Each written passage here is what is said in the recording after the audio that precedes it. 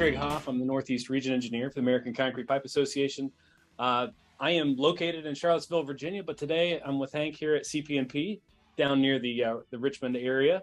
So just looking at everybody that's logged in so far, it's pretty exciting to see we've got folks from across the country, as well as some folks from Canada. I saw Turkey logged in pretty early on there, even Qatar. So welcome to everyone. We really appreciate this. It's exciting to be able to show you guys a local plant, for me anyway, here in the Virginia area. And so with that, I'm going to pass it on to Hank. Thank you, Trig. So my name is Hank Gottschalk. I am the Senior Technical Marketing Manager for CP&P Concrete Pipe and Precast. If you're not familiar with who we are, we operate on the East Coast. We've got facilities from just into Pennsylvania down to Georgia. We have 13 plants. 7 of those are precast operations. 6 of those are pipe plants. And certainly we're going to be looking at a pipe plant today. On the precast side, it's still buried infrastructure that we're working on: manholes, drainage inlets, drop inlets, end walls, dry utilities, basically things that are buried, that are supporting our infrastructure that would be associated with pipe or that focus. So that's kind of the role of what we do. So we're kind of rolling into what we call our Hanover plant. It is in Ashland, Virginia, just north of Richmond. We've got a precast facility about 5 minutes down the road. We call that the Ashland plant. We call this the Hanover plant, just so that we can keep them separated and keep them apart. So it kind of makes sense to us. So at this facility, we are going to see pipe produced. We have 2 main different types of operations. We have one section that is a Pipe Pro machine that is making smaller diameter pipe and focusing on smaller diameter pipe. And on the other side, we've got a VUP, vertical under pressure is what VUP stands for, 2-station VUP area that we are producing the larger diameter pipes. Typically, we can also do dry cast box culverts at this facility on that VUP area. If we can do elliptical pipe as well, which we'll see a little bit of elliptical pipe there at the end as well. But on today, when we've got the video of the process, everything that we're doing today is round pipe. You may or may not notice, I don't know if any of you have ever seen our yard. Normally our pipe yard is stocked full of pipe, ready to rock and roll. These days we're making more pipe than we ever have. We've never slowed down. And just with the demand of contractors, the fear, I guess, of not being able to get any building product for their jobs, they're stockpiling everything they possibly can on their projects, and pipe's no exception. So we're just making it and getting it out just as fast as we can. So like I said, we're going to start with the process of raw materials, and we'll kind of walk through everything. If you've got questions as we go, type them into the question or the chat area. Trig's kind of got his laptop up, and we can kind of see those. If it makes sense, we'll capture it. If not, we'll get it at the end. So we want to make sure that we can answer anything that you may have a question about. So at this facility, like most of ours, we want our raw materials to be as close to the facility as possible. It doesn't make sense to truck a lot of sand and stone in if there's good material nearby. So we do that here. We use at this plant 2 different sizes of aggregate. We use a number 68 stone, and we also use a number 8 stone. And we also have a good source for natural sand. So we're using natural sand with those 2 sizes of stone to make our concrete. Some of our facilities, we don't have a good source of natural sand, so we actually may use a manufactured sand for those locations. But typically everything is crushed rock and either a natural sand or a manufactured sand. So those 3 bins are holding the 3 different sizes of aggregates that we have coming in. On the back of the wall is a grate where the material drops down into a conveyor underground that it automatically weighs up. The computerized batching system that we'll see here in a little bit will automatically weigh up the material down underneath these bins. And then that material gets transported up through conveyors up into the plant where we have our 2 different mixers running feeding our 2 different operations. So this contractor hauler here is bringing in some number 8 stone and dumping it there, getting ready to rock out. And as we're walking up to the bins, and you can kind of see to the left, we've got that concrete box that's running into the building. That's carrying the underground conveyor or feeding all the materials into the mixers. We've got 2 silos. Silo to the left is handling cement, holding cement. Silo to the right is holding fly ash. We do utilize some fly ash in our mix as well. It's we have to use some fly ash for some of our products to meet DOT requirements, but not for all products. We don't have to use it for pipe, but we do. It makes a better concrete at the end of the day, so we will utilize it. So there's just a shot of the number 68 stone. And you may notice we had some rain the night that that we videoed this when we're in here this day. So we'll handle that moisture that comes in as well. You can kind of see at the back of the bin, there's a little dip there.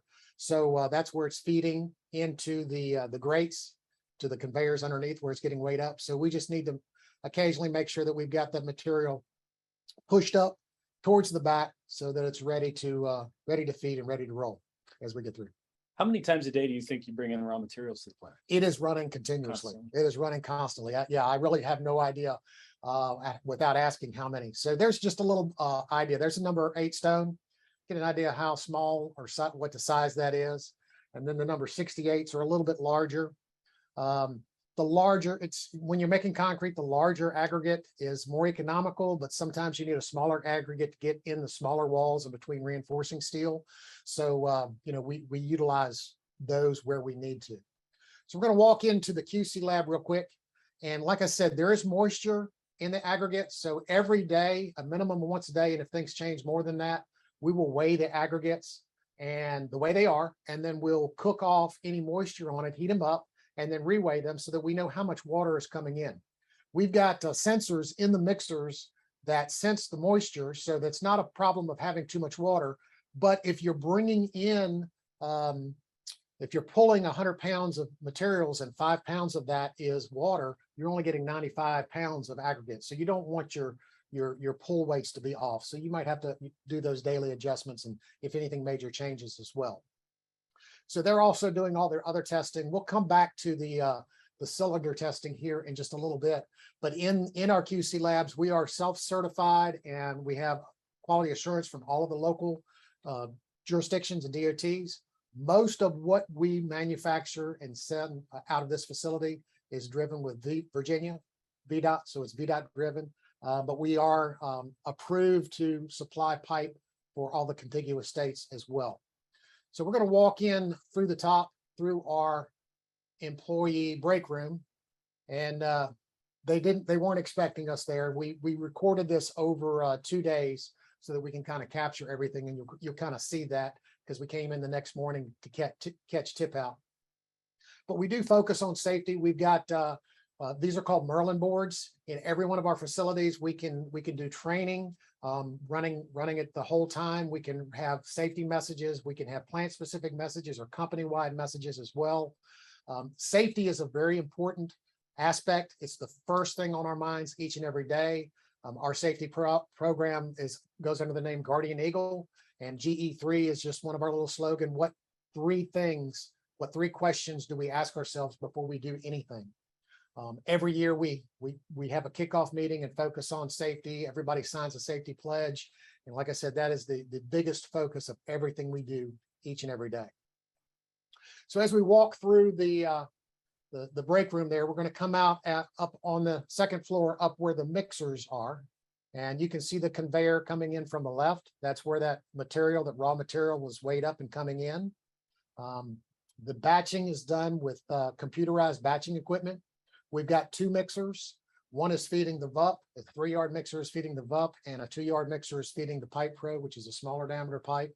Everything is computerized. The machines call for mixes automatically. They're automatically weighed up. Aggregate is weighed up, like I said, down at the bottom of the bin, so it comes up pre-weighed, and we'll go to one of the 2 mixers.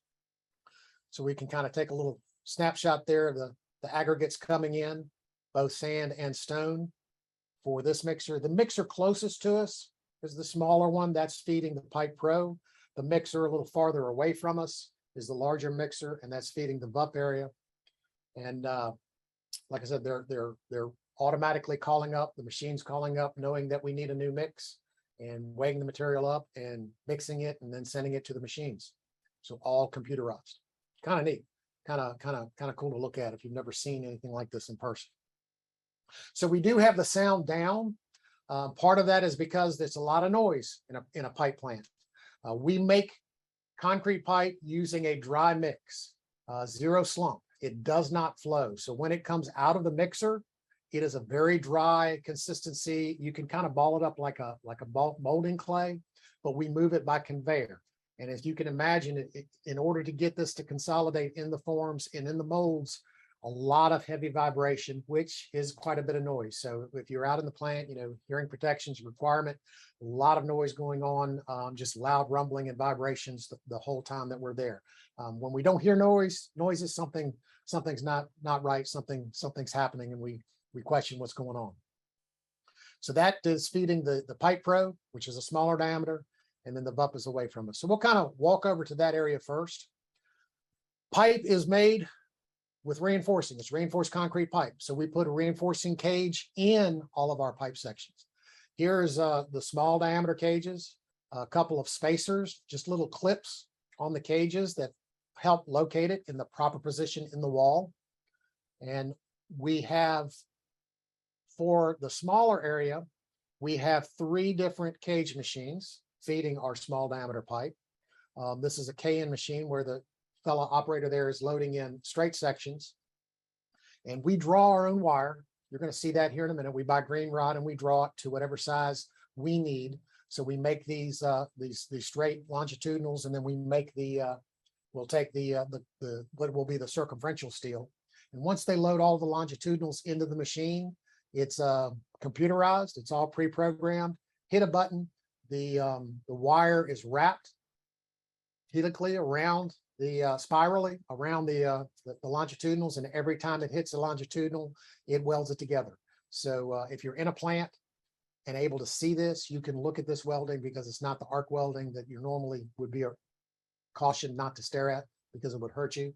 This is perfectly fine to look at. It doesn't hurt you whatsoever. So with the computerized system, we can control the size, the diameter, the spacing, and with us drawing our own wire, we can decide what size wire we want. So it's a little bit of a not a dance, but figuring out what's best, because we are required to put a certain minimum area per steel for every foot.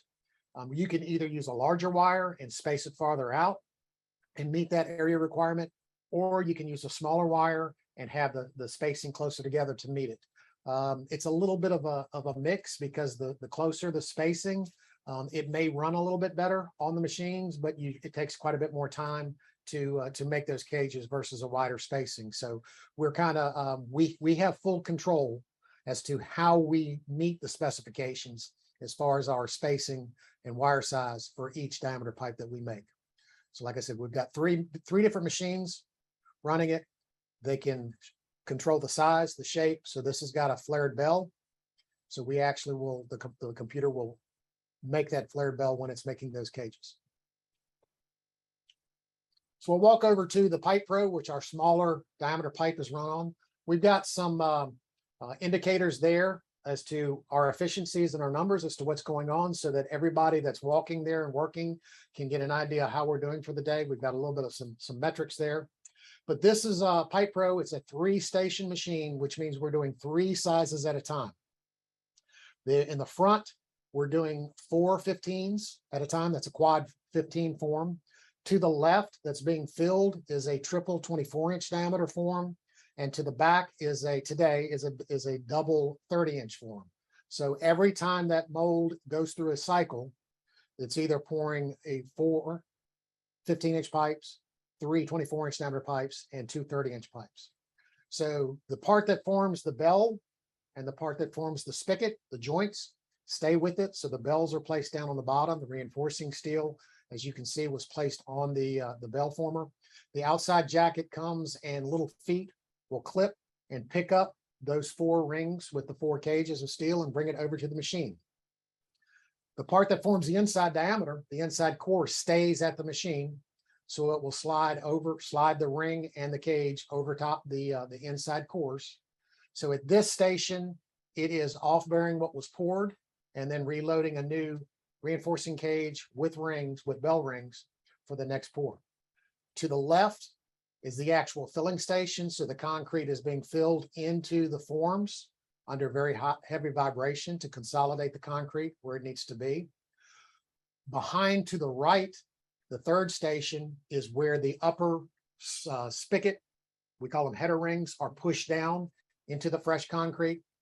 And once they're pushed down, then the machine will rotate around and the freshly poured pipe is removed off of the core, set on a moving floor, a little cart, and immediately stripped, and the pipe stands all by itself. So if you've never seen dry cast concrete pipe or box culvert run, it's very, very, I still, after 30 plus years, it's still a little bit of awe that you can see a very heavy piece of concrete just poured that will stand all by itself. You can write your name in it. You can kind of walk it. Did we freeze there? No, we're still going. Thought we froze for a minute. So here we've rotated around. So we're going to see the triple 24-inch coming off. So a couple of things we've done over the last year to kind of help increase the amount of capacity. Like I mentioned earlier, we're making more pipe and shipping more pipe than we ever have. We're doing split shifts where we're maximizing our run time to to the tune of 14 hours a day of actually run. So we'll bring a shift in, a crew in the morning, start, and then a second crew will come in and pick up so that we've got our prep time and our cleanup afterwards, trying to maximize the amount of run time on the machine. And there you see the triple. The other things we've done is we've increased this. We used to have a double 24-inch form. So we figured out we can actually fit 3 at a time. So now instead of 2 pieces, every time we make a pass, we're getting 3. And you'll see a little bit later where we were doing a single 36, we're now doing a double 36. So little things like that we've done this last year to help get more pipe produced in a timely manner and get it out. So just the process there, you can kind of see the moving cart. So the fresh concrete pipe sets there, it's standing all by itself. You can walk up to it, you can scratch your name in it, but it's dry enough to where it keeps its tolerances, it keeps its size. The joints, the part that form the male and the female part, the bell and the spigot, stay with it overnight until it's cured and hardened. So that cart moves down to the right, makes a turn, and that long white metal building, for lack of a better term, inside the building is a long curing chamber that pipe will be steam cured for a few hours. The best environment that we can put it in, moist environment, lots of humidity, about 160 degrees roughly, that it will cure that pipe in a couple of hours. So when it comes out, it's hardened. We can remove those rings that will form the bell and the spigot, and we can strip the pipe out, check it, and QC it and rock on. So these couple of folks here, they do just a little bit of cleaning up right when it comes off the machine. It's a little bit easier just to wipe those rings down now before it's set. Saves a little bit of cleanup time down the road. And just an extra step that we do there that is not necessary. It just kind of makes things a little bit easier on us, a little easier for cleanup. So we'll go over to get a look at what happens when the pipe comes out of the curing area, which we'll kind of walk up here and kind of see. Nice elevated view. Again, if you have the opportunity to come do this in person, open invitation, just reach out to us. We'd love to show this place off. So here's the pipe that has come out after it's cured. You can see the rings are still on it. The computerized system knows what size pipe was placed where on the cart. So it knows it's coming to pick up one of the 3 24-inch pipes. So automatically it will come over and it will grab the first 24-inch pipe, pick it up off of the curing cart, and move it to an area that we will remove the rings. So it'll set it down, a couple of little feet or grippers will grab the bottom ring, and some grippers will grab the top rings. Little small percussion hammers will kind of tap it a little bit like that, and it'll remove the rings. The rings are automatically cleaned and repositioned with the machine into the right storage location so that they're ready to use again for the next process. So it's kind of neat to see this running to where the machine knows where all of the parts and pieces are. We've got some laser beam lines that you do not cross. If you cross them, all of the automated machinery shuts down. I'll tell a little story on Michael. He found out the hard way. He became the most popular guy while we were videoing it because he took the camera and kind of crossed the light beam and shut it down for a minute. Yeah, I'm picking on you. He became very popular. So yeah. So we've got safe there again. Like I said, safety is a big thing. So the pipe that has been cured a couple of hours, it's hardened, it's ready to handle. You'll see the machine come and grab the pipe. You may or may not be able to see the little legs down at the bottom are going to grab that bottom ring. There's some little grabbers on that top piece. So they're going to grab the top ring. It's going to tap it a little bit, pull it up, and the rings are going to come off. And then the pipe will be moved over to a tipper where it's laid down into the horizontal location, horizontal position to before it goes out into the yard where it's finally QC'd and checked.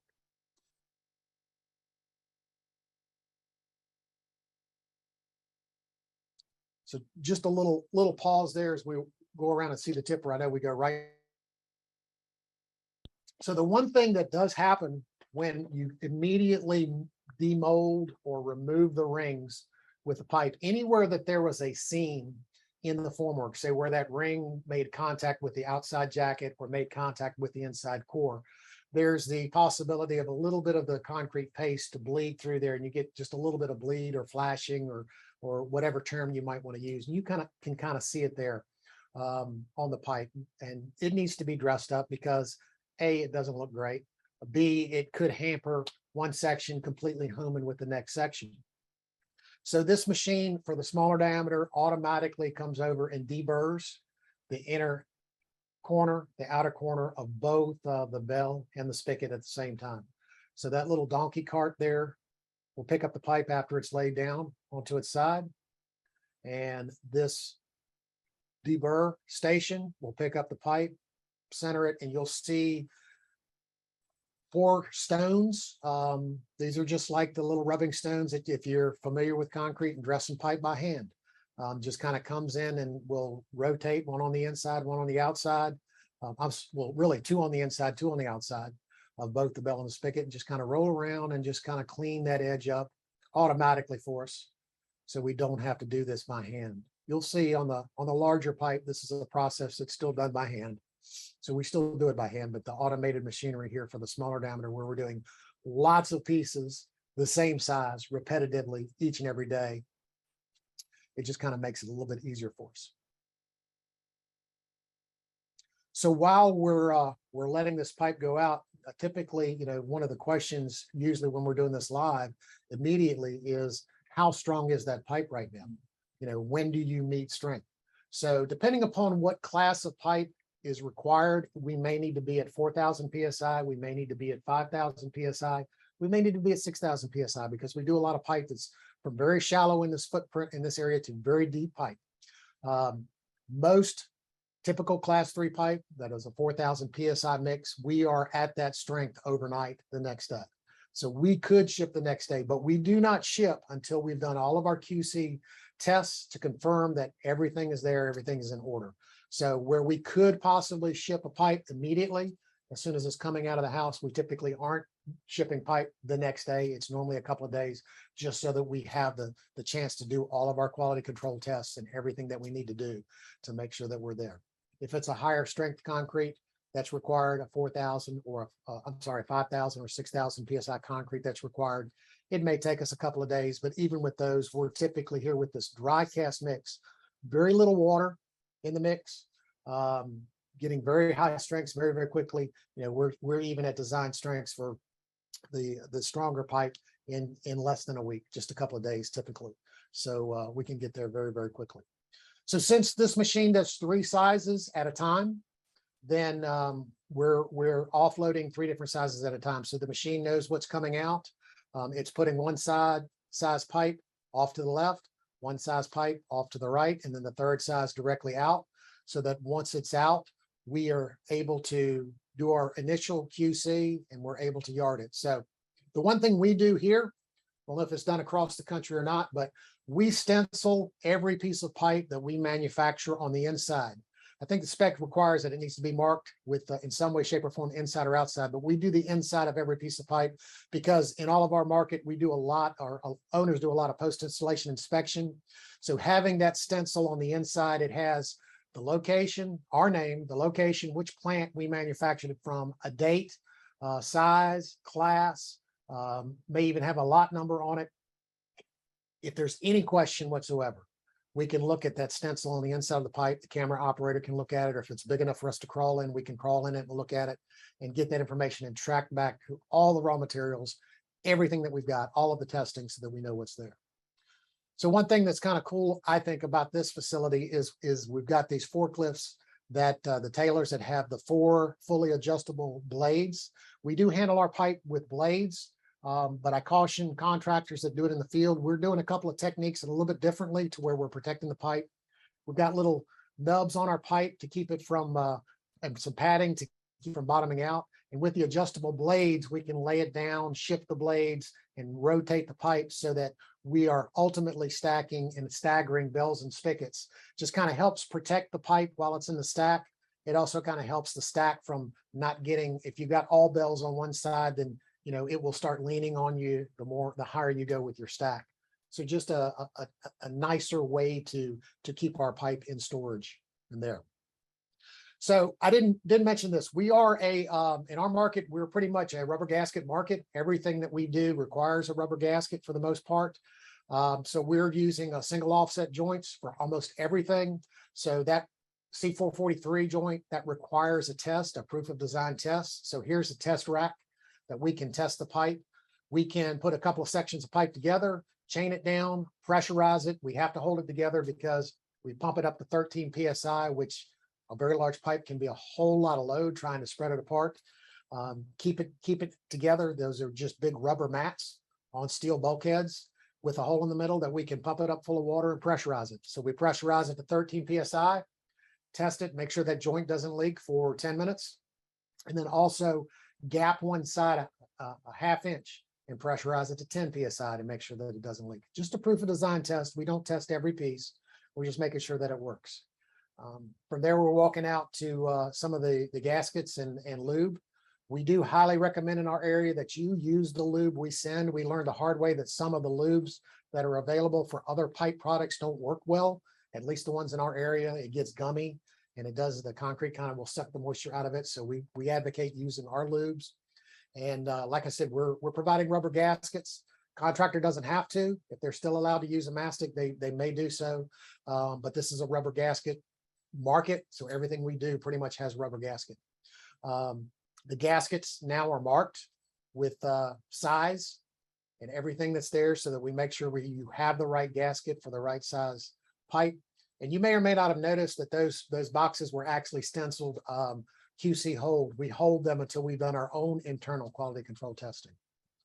3-edge testing, VDOT doesn't require us to do a lot of 3-edge testing. They allow us to confirm that we're at design strength using cylinders. If you look at the specs, it's usually either a 3-edge or a cylinder or a combination, and that's how VDOT's landed. We've got so much 3-edge testing historically that all of our designs work. Anytime we change something, change a design, we will do a 3-edge test, and we will for some other jurisdictions as well. But most everything we're doing with cylinders, because it's dry cast concrete, we have to make our cylinders on a vibratory table. There's a spec requirement on how those cylinders are made.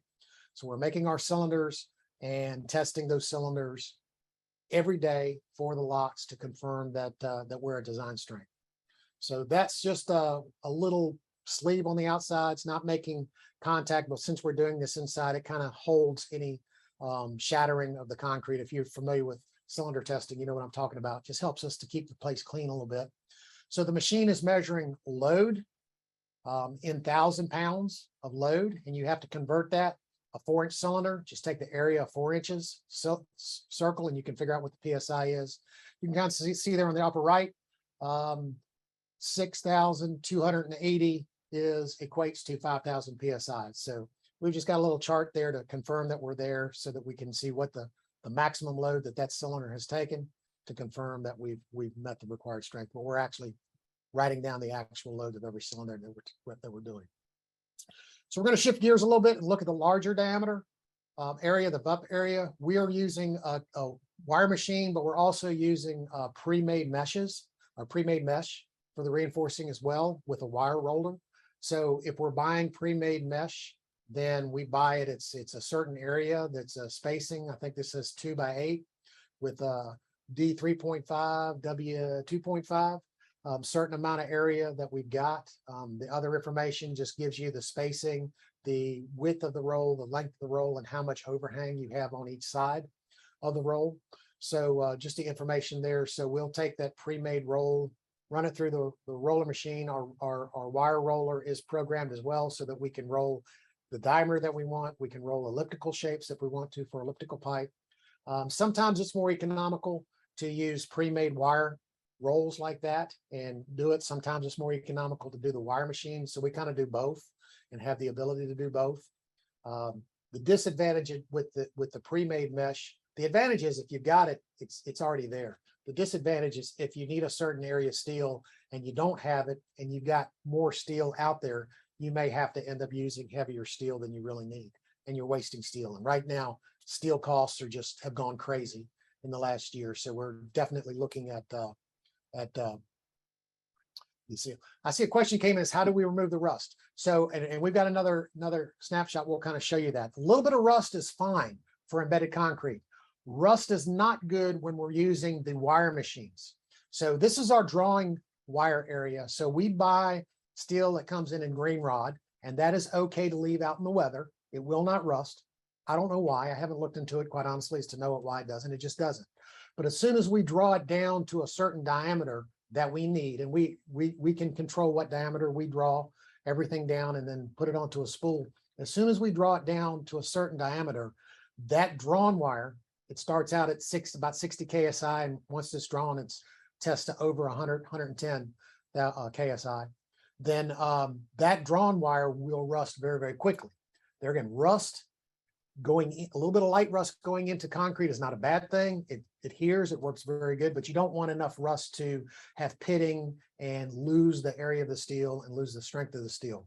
But for the wire machines, any bit of light rusting on it, those wire machines don't work very well, and the cages don't weld up very well. So once we draw the wire, we keep it protected. We kind of saw a covered trailer there, so we will use that covered trailer to take the stumps of the drawn wire that we're sending to our other pipe facilities as well and keep it protected and out of the weather, since we are feeding some of our other facilities as well with the drawn wire. So once it's drawn, we need those longitudinal sections made. So this machine is called the straight and cut machine because it straightens and cuts the wire. Pretty easy. So every time it's feeding the wire, it's making it nice and straight and cutting it off to a certain length. And it just sits there and runs for however many hours a day we need. And we wrap them up and we're ready to use them here in Hanover or ready to use them at any one of our other pipe facilities as well. Real quick on those straight sections. Yeah. Those are non-structural. That's correct. Address that real quick. So all they're there for is to hold the circumferential steel. The circumferential steel carries the load. So if we could figure out how to make a cage without longitudinals and the cage hold and be in the right spot, we could do it. But we can't, we've never been able to figure that out. So the straight sections are in there as longitudinals to hold the cage. And here's the other, this is one of the that we're using for the larger diameter, the MBK machine. This one's actually computerized. This, like the other ones that we can flare the bell in whatever size diameter we want, this one we can actually make elliptical cages at the same time. So it's kind of cool. This the only one that we've got that's programmed to do that way. The other three are dedicated for circular only. But there again, you know, those longitudinals are simply there to hold the circumferential in place. Once the concrete cures and it's hardened and the longitudinals are no longer moving, they really become wasted steel. They're really there for us more than anything. So so there again, so we've got a couple of different ways to manufacture steel. Now, on the small diameter and up to 36-inch diameter pipe is typically a single cage steel. Larger than that is typically a double cage steel, an inner and an outer. So you know, the larger diameter, we're not doing as many pieces a day as we are in the smaller diameter, just because A, they're larger, it takes longer to fill. You got twice as many cages to make for every one of them. And we actually also have some special design, very, very heavy pipe that we make as well. At this facility, Class 3 is our standard go-to pipe. We also make a lot of Class 4 and a lot of Class 5. But we're feeding projects that are in the Blue Ridge Mountains as well that are deep buried. So we're doing a lot of special design pipe as well. We're not running it when we're videoed here, but we were getting ready to. We're going to see some stirrups here in a minute. And the operators, that last little piece, they just got to make sure that it straighten it out. That's all he's doing there. But we've got some very deep buries. We've done some designs that are over 3 times as strong as a Class 5 pipe. So you can either make the wall thicker, which can be challenging when you've got set forms and molds, or you can add reinforcing steel and concrete strength to make it stronger. At some point, sometimes shear becomes the deciding factor on whether the pipe will fail or not. So here's some stirrups that were palletized. They were getting ready to set up and run some special heavy duty special design pipe. So the stirrups were there. We just haven't started making any of it. And the stirrups are just there. If you can think that reinforcing cage kind of runs circumferentially, those stirrups just kind of tie into it and hold that cage down and help reinforce the wall to some shear reinforcing. So we're going to walk over here to the VUP area where we've got our larger diameter. And at this station, we're doing 2 sizes at a time. I think today when we were recording, we were doing 54-inch to the left and 48-inch to the right. So we're doing one of those at a time, but very much like the other. You've got a stationary core, you've got an outside jacket, you've got a ring that's forming the bell at the bottom, holding the reinforcing steel, and the dry concrete is being fed in and vibrated a lot under pressure. I think we're going to zoom in here a minute, and you can kind of see the concrete kind of dancing on the top, the pouring plate of the core. So you can kind of see how much a lot. You can see our operator there has got the hearing protection on, because this is a loud operation of all this vibrating. So we're filling it. There you can kind of see that concrete dancing as we zoom in there. So we've filled this with concrete. The reinforcing steel's in there. We have to add the top ring to form the spigot for the pipe. And there again, we've got to push it down in there under pressure because that concrete is very dry. It's not going to go down. It's not going to float down on its own. So we'll set the top ring here, and you'll see the actual where the VUP gets its name. Vibration under pressure. We've got a pouring plate not a pouring plate, but a big plate with hydraulics that will push that ring down until it's fully seated. So here we've got it coming around. You notice there's a little clip on the left where it catches, and that kind of helps hold it down when the hydraulic cylinders push down. So it's just, you can kind of see it dancing a little bit, kind of moving. So it's just vibrating as it pushes that ring down until it's fully seated to where it needs to be to form that spigot on the pipe.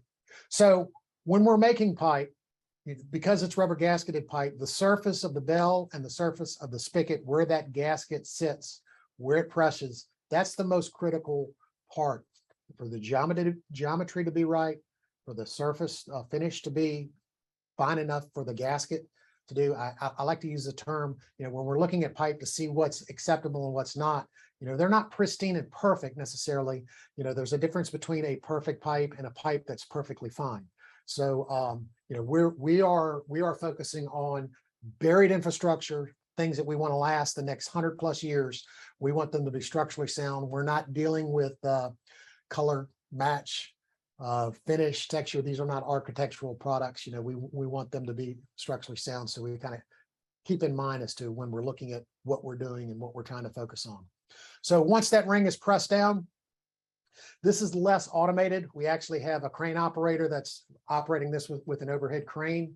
So they will come and hook up the overhead crane to the jacket, and they'll actually attach a couple of little hoses that will control the feet at the bottom, so that those feet will pick the pipe up off the core, and then when they set it onto the floor, they'll release and remove it and let the pipe down. So on these, when we're stripping up off the core, we're setting it directly on the floor, and when they're setting it, you may see some large curtains up on the wall. Those curtains come down overnight at the end of the day, cover the product, and we'll steam cure that area underneath that curtain, so that that pipe too is in the best environment that we can put it in to get curing overnight to where we've got our strengths the next day.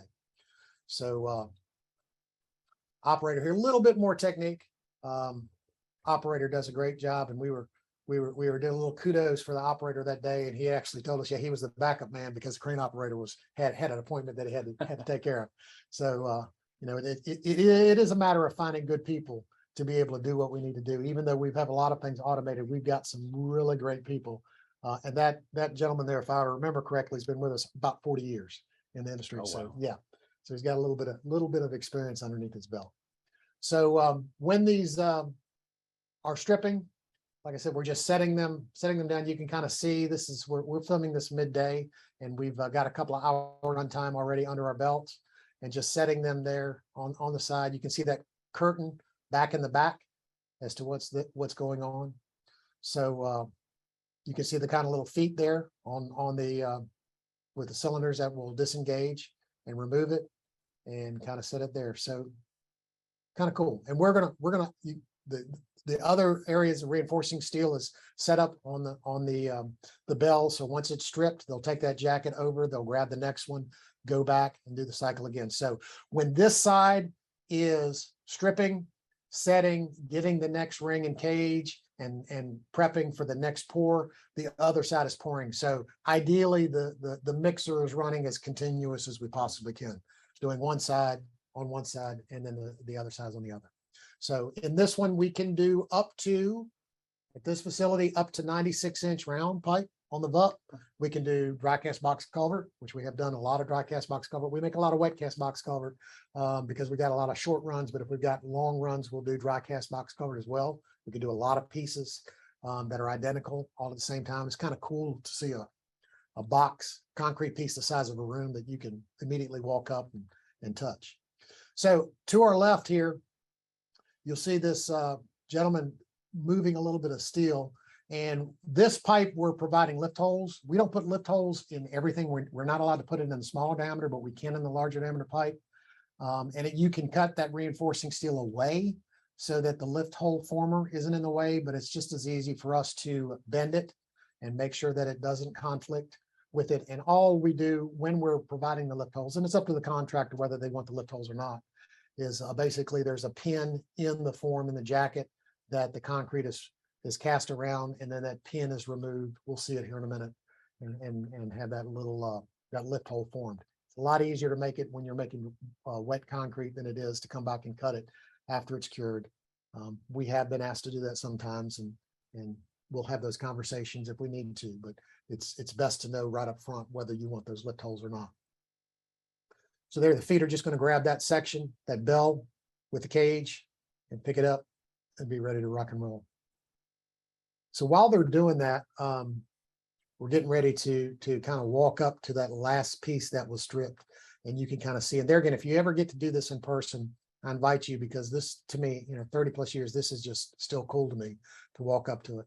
So we're going to walk up to that last piece that just came off the machine. It's only literally minutes old.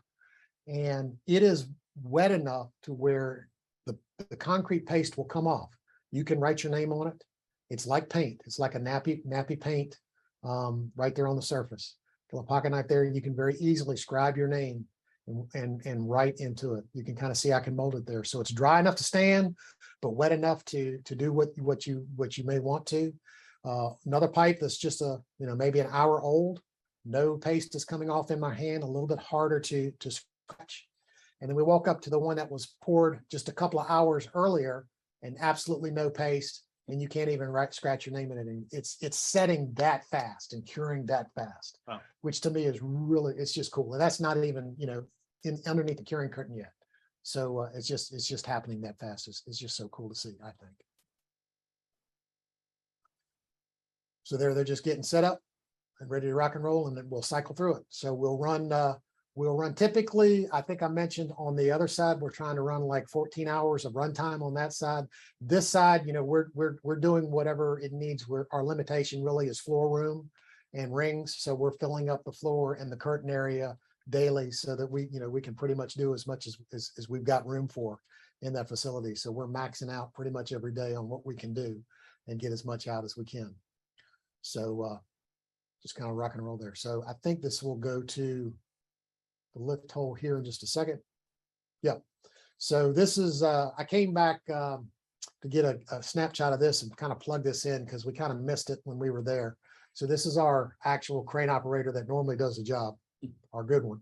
And there's just removing that pin and forming that lift hole. And you can kind of see as soon as that 48-inch pipe is stripped, you can kind of see where that lift hole. And all that does is it allows a preformed hole in the wall so the contractor can drop a cable through it, pick it up, single point cable, away that safely, that they don't have to run a sling around it.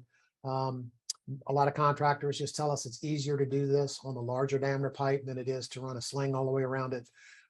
Local DOTs and jurisdictions don't allow it on anything larger than a 36-inch pipe. So just a little bit there. So we came back the next morning, had to get Michael up very, very early to not miss this. And you can see we almost missed it because they were right at their last pieces, but we wanted to catch them tipping out the next day, where we don't have the automated machinery to remove the rings and tip out the pipe. We're doing this a little bit less, a little bit more by hand.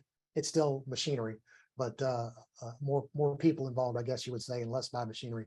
So we've got one forklift that has squeeze apparatus with some little pivot plates or cushions that we can pick the pipe up and remove it. The first thing, they've already removed the rings on the inside, the top ring, the spigot ring on the inside, and done that with the crane, overhead crane. So they're going to bring this pipe out. And the first thing that this team needs to do is to remove that lower ring so that they can clean it and prep it for the next day. So they'll just kind of keep it elevated a little close to the ground and grab their little digging irons or anything else and kind of knock that ring loose. There we go. So we got the bell ring removed. So that's ready to get cleaned up and oiled with some release agent that will help not let that stick or easily remove the next day after it's cured. And then we've just got, we call it the sand pile. It's really not that big. Just at the end of the concrete pad there, we've got a little bit of sand thrown down to protect the pipe.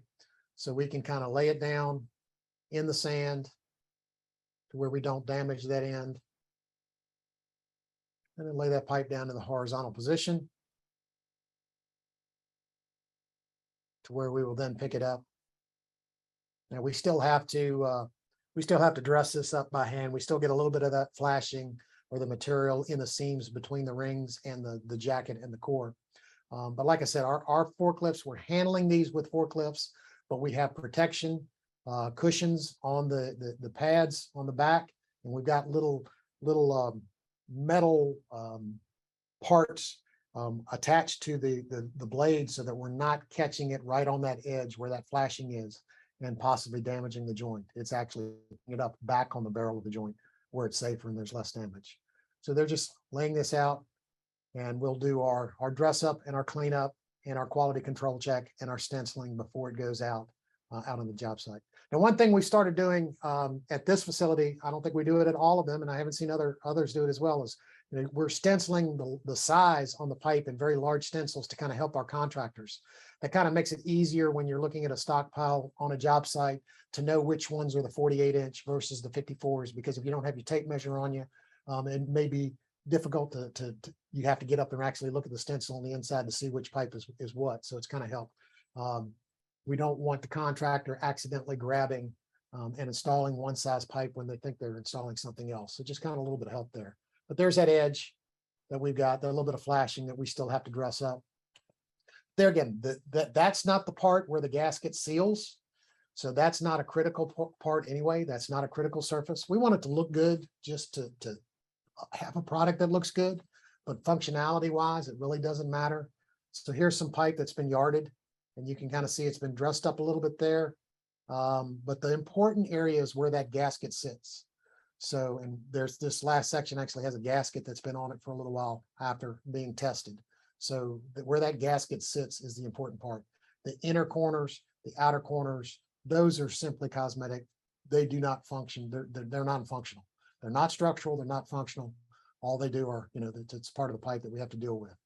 So any kind of damage that happens like that, we're going to dress up and clean up here at the plant.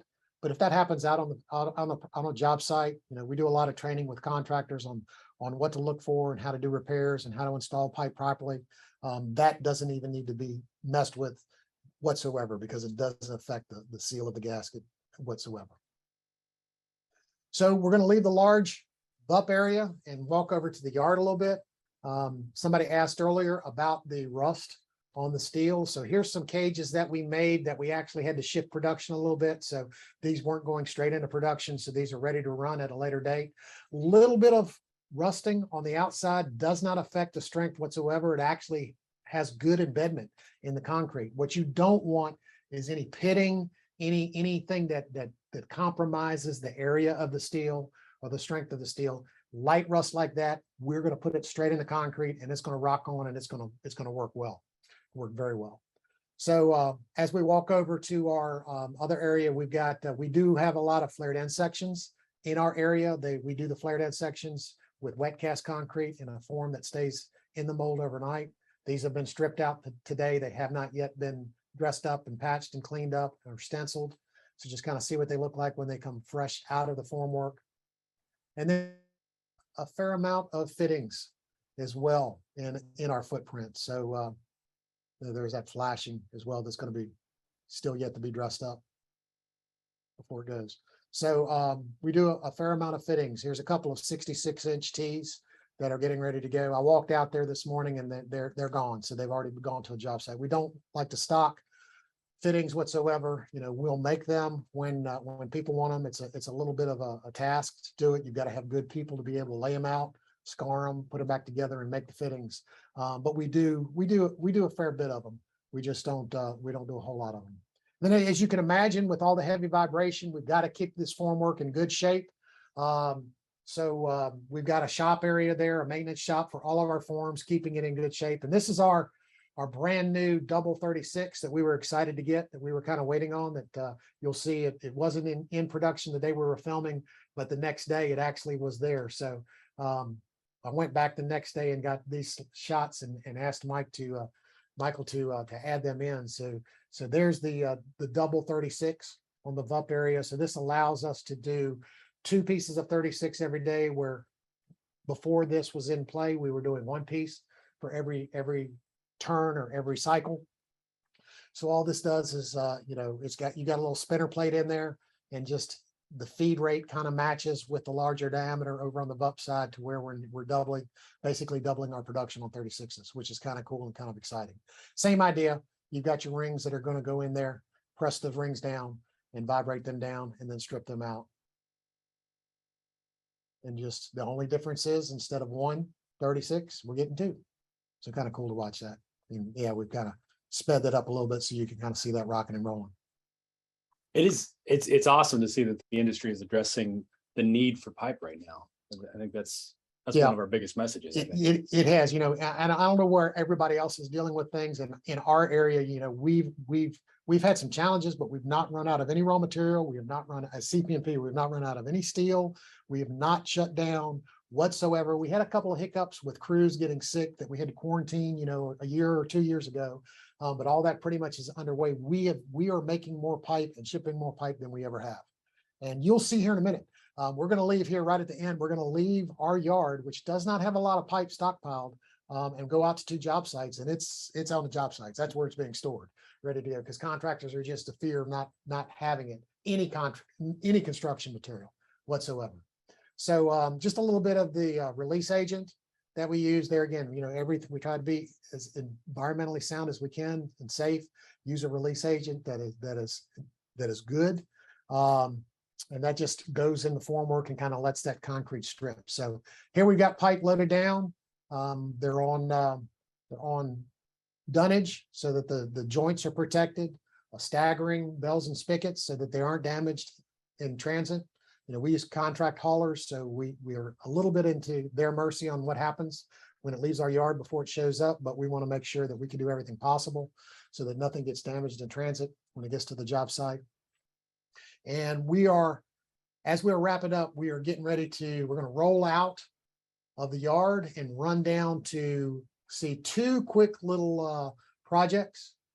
The first project is right down the road. It is a private subdivision, or a subdivision development going in.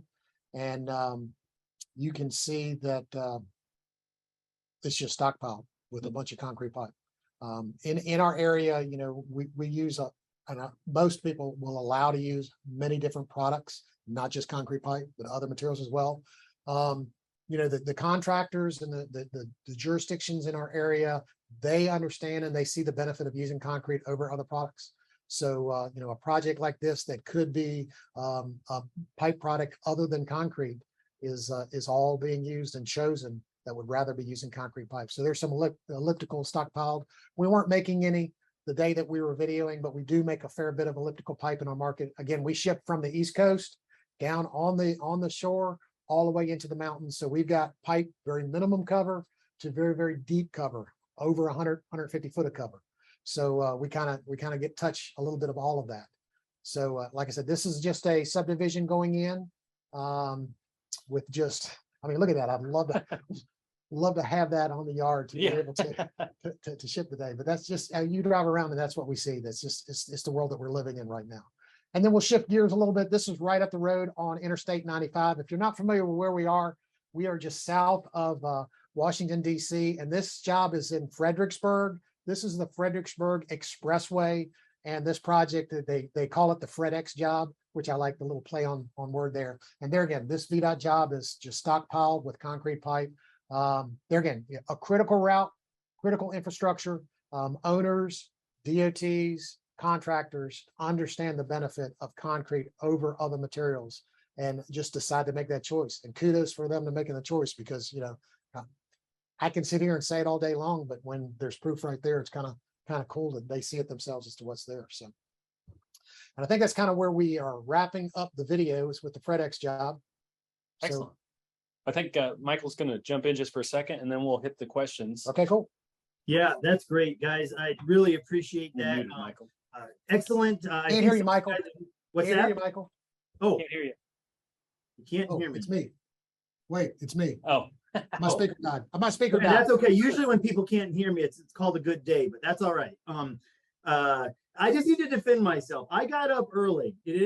I think that the lack of beauty to sleep is now starting to show. I just want to say that, Hank, but I'm willing to take one for you and the team to do this. So, hey, that was fantastic. I give Hank and Trig just a quick moment to catch their breath and get a drink of water.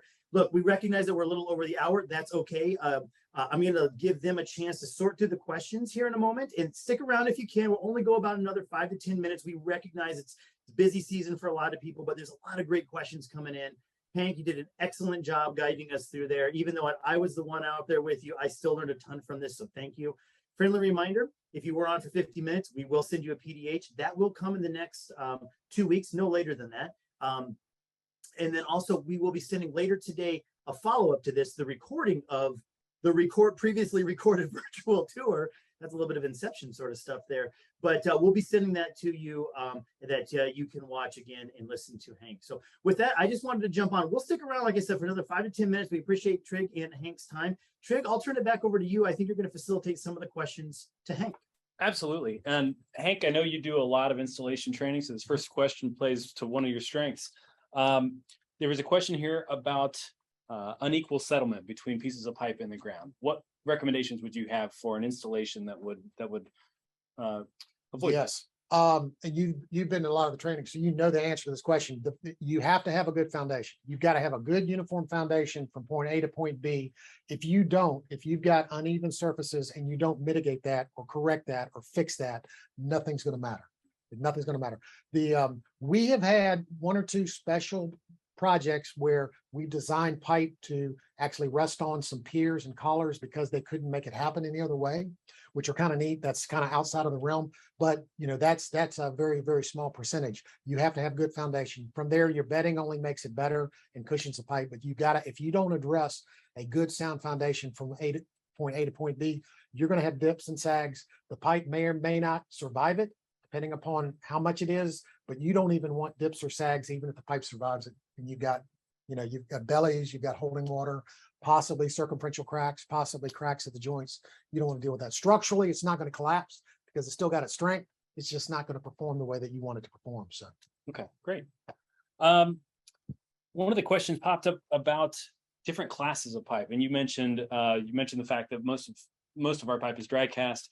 Could you address the different classes of pipe in terms of strength what goes into that? Are they different size forms? Are they stronger Good question. concrete? Okay, so the strength is how much strength that pipe can withstand crushing, and we put it on the 3-edge test to verify how much load it will take before it basically cracks in a predefined crack.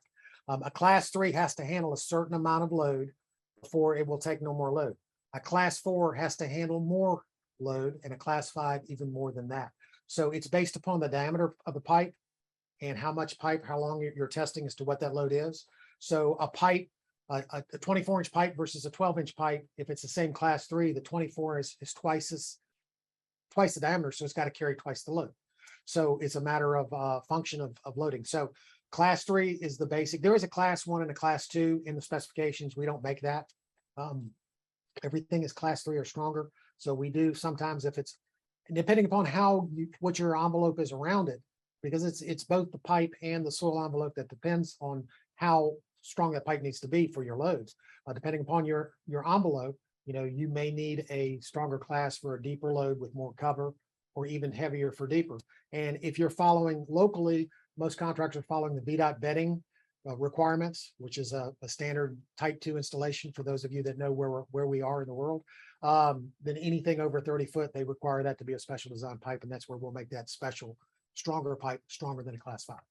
Okay, and tying into that, in terms of the special design pipe, do we automatically use stirrups if you have, say, a heavy wall pipe or deep bury pipe? Not automatically. So it's a matter of once we get up through class 5, we've got predefined designs that we have to make per ASTM.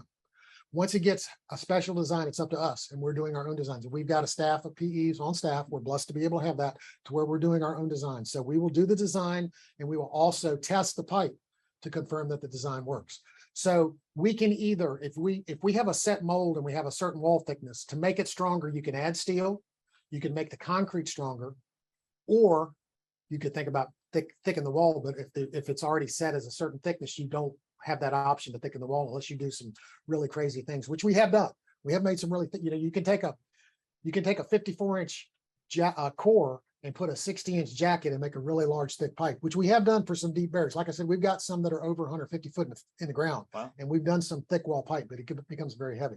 So it's just a matter of going through the design as to where those stirrups are required, where the steel is required. And like I said, we're blessed to have a good staff of PEs in our bailiwick to be able to do those designs ourselves. Great. A question in terms of the reinforcement, how do you maintain cover over the reinforcement? Or I guess from our point of view, is it necessary to maintain cover on the reinforcement ends?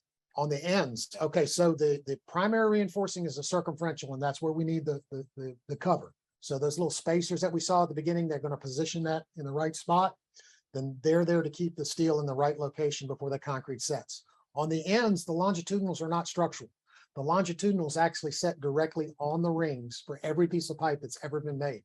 So if you walk on to see any piece of concrete pipe, and I'd suggest go to the bell end first, because we're doing all of ours bell down. So you're going to see the little tips, and you may see a little bit of rust on those tips on the bells. It's always been that way. It does not mitigate and keep on going into the concrete and rust out the steel. It just doesn't happen. The concrete itself protects it. So it's the circumferential steel from the surface of the inside of the wall and the outside of the wall that we want that protective cover. Great. When you're casting those cylinders, how frequently do you need to break cylinders? Are you forming cylinders on a daily basis? We are making cylinders every day. We have a predefined quality control program that we've submitted to our DOTs, and they have signed off on. So it's a matter of lots. So once we get to a certain number of either tonnage pieces of pipe, concrete produced, then we go to another lot. But we are making those cylinders every day. So we need to break. Remember, I've worked in multiple states, so I got to remember Virginia off the top of my head. We do a next day break so that we know what our handling strengths are. And we have to continue to break cylinders until we get, I think it's either 2 or 3, depends on the cylinder size, that are at full strength. And once we get to full strength, we don't have to keep testing. So if we do a 3 or a 4 day break and we're at full strength, we just throw away the 7-day cylinders and the 28-day cylinders. We don't need them. But we've got those cylinders made that if that 3-day doesn't make it, then we've got a 7-day, we've got a 28-day, whatever, so that we can test it and make sure that we're there. All right. So good question though. In terms of lifting anchors that might get inserted on some of the larger pipes or manhole rings, box culverts, when are those placed during the production process? Okay. And how does that affect the integrity of the strength of the structure? Okay. So for a lifting embed, and I assume we're talking about an embed that's going to have a mechanical connection, they have to be, at least everything we are using, have to be placed in fresh concrete. So it's actually at some point before that concrete hardens. Some of our structures, they are pre-attached and they're there when the concrete is poured. Some of our processes, we actually are floating them in before it's troweled and finished. We don't, for the most part, for circular pipe, we don't or haven't yet provided any mechanical embeds into that, at least for dry cast. We've done some very big 144-inch wet cast pipe where we have done that. But we don't for the processes that we saw today. So everything that we saw today at this facility would not have an embed in it as part of the process. But we go across the street to our precast plant and everything's going to have an embed. So we'd see it every day. So yeah. Okay. What about beveled pipe? So certainly we can open one side of the joint and get a little bit of a curve to our line. Yep. What about beveling one ends of the pipe? Actually physically making one end smaller than the other, we can do that. We don't like to do that. It's a lot of work. It's a lot of time, and to specially set up and be able to continuously do that. And we're limited on how much we can do that with the amount of play we've got in our rings. So typically what we will do at this market is we'll either not use bevel pipe, but actually open the joints and lay a straight pipe on the radius, which we've got criteria on what people can do. And we do that a fair amount still, and lay pipe on a radius, or we'll make fittings and bends to be able to make those turns, either one bend, one fitting, or multiple to kind of work itself around. In the 30 some years that I've been here, I don't remember, but maybe one or two times actually manufacturing true bevel pipe in our market. Just the way that we deal with things. Okay. Maybe completely different somewhere else. Sure. Yeah. You mentioned the connections and the bevel or the joints. How are those made? So one of the questions was, is that a dry cast process? In terms of whether the T's or the elbows? Oh, okay. The fittings. Yeah. So the way, that's kind of a little bit of an art form. So when it comes off the machine, when we can kind of touch it and scar it, we'll make templates out of some really thick plastic and lay it up there and scar it. And we can cut away the fresh wet concrete, and the steel stays and holds everything in place. So we can kind of cut a scar, let it cure overnight. Then we can cut the steel loose so that we've got the pieces that we're going to make and fit together, put them back together, weld all that steel back together, and then pack the dry cast back. So it's kind of a multi-stage process where we'll make each piece that we need first, cut them loose, put them back together, and then pack all that back up. So we're adding more steel than we've taken away. We're adding that same dry cast concrete back. So it's a little bit of an art form, but it works well. It works well. Nice. All right, I think we have one last question here. What is the rejection rate and primary reason that you would see here at the plant if we're from a quality control standpoint? So what is the what? What's the rejection rate? Rejection rate. I do not know the answer off the top of my head. So we do have some stacks of some pipe that was beyond repair, that was rejected. Sometimes we get a ring that gets stuck and it just pulls it out too much. It's just beyond repair. We're fortunate enough here in the precast facility that we've got a crushing operation real close by. So they'll take all of that, they'll crush it, and they'll use it for fill or driveway. We, under our quality control program, we're not allowed to sell a piece of pipe that is not first grade. We used to do that back in the day. We had a lot of seconds. Farmers would come and buy seconds half price and just put it on their farms. We're not allowed to do that today. So if you catch us at the right time and we have it, we may give it to you if you go haul it off yourself. But for the most part, it's going to be the crushing operations close by. They get free material. We don't have to pay to haul it. You know, it's a win-win for us. Sure, absolutely. And I know some of the other manufacturers on the East Coast anyway have used some of their boneyard pipe to help build up some of the reefs. The reefs, we've done that as well. Yep. Nice. You just gotta coordinate that with the folks getting it out there. It's the trucking and the moving and the handling to do that. So sure. A little bit of cost, but it's kind of a cool way to get rid of some old pipe too. Absolutely. Yep. All right, Michael, I think we hit all the questions.